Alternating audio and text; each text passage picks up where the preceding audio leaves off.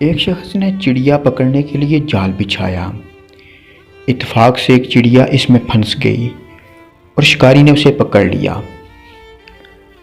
چڑیا نے اس سے کہا، اے انسان، تم نے کئی ہرن، بکرے اور مرغ وغیرہ کھائے ہیں، ان چیزوں کے مقابلے میں میری کیا اوقات ہے؟ ذرا سا گوشت میرے جسم میں ہے، اس سے تمہارا کیا بنے گا؟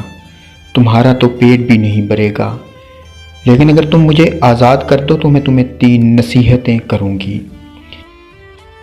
جن پر عمل کرنا تمہارے لیے بہت مفید ہوگا۔ ان میں سے ایک نصیحت تو میں ابھی کروں گی، جبکہ دوسری اس وقت جب تم مجھے چھوڑ دو گے اور میں دیوار پر جا بیٹھوں گی۔ اس کے بعد تیسری اور آخری نصیحت اس وقت کروں گی جب دیوار سے اڑ کر سامنے درخت کی شاخ پر جا بیٹھوں گی۔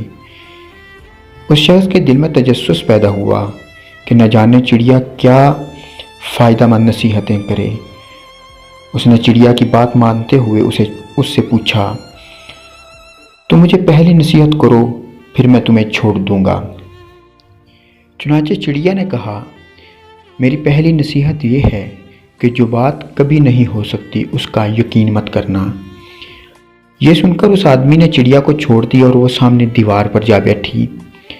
پھر بولی، میری دوسری نصیحت یہ ہے کہ جو بات ہو جائے اس کا غم نہ کرنا۔ اور پھر کہنے لگی، اے بھلے مانس، تم نے مجھے چھوڑ کر بہت بڑی غلطی کی، کیونکہ میرے پیٹ میں ایک پاؤ کا انتہائی نایاب پتھر ہے۔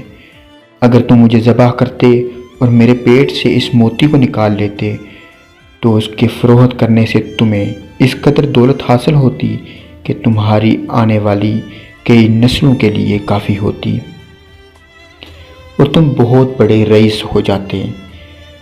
اس شخص نے جب یہ بات سنی تو افسوس کرنے لگا اور پچھتایا کہ اس چڑیا کو چھوڑ کر اپنی زندگی کی بہت بڑی غلطی کی۔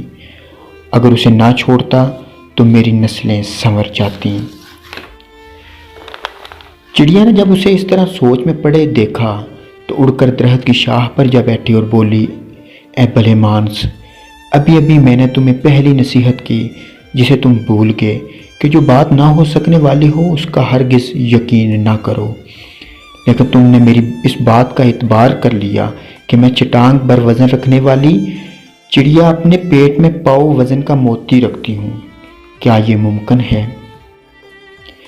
میں نے تمہیں دوسری نصیحت یہ کی تھی کہ جو بات ہو جائے اس کا غم نہ کرنا، مگر تم نے دوسری نصیحت کا بھی کوئی اثر نہ لیا اور غم و افسوس میں مبتلا ہو گئے۔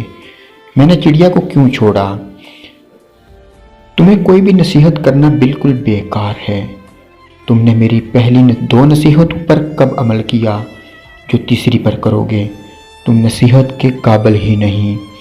یہ کہتے ہوئے چڑیا پھر سے اڑی اور ہوا میں پرواز کر گئی۔ وہ شخص وہیں کھڑا چڑیا کی باتوں پر غور و فکر کرتے ہوئے سوچوں میں کھو گیا۔ وہ لوگ خوش نصیب ہوتے ہیں جنہیں کوئی نصیحت کرنے والا ہو۔ ہم اکثر خود کو عقل کل سمجھتے ہوئے اپنے مخلص ساتھیوں اور بزرگوں کی نصیحتوں پر کان تک نہیں دھرتے، اور اس میں نقصان ہمارا ہی ہوتا ہے۔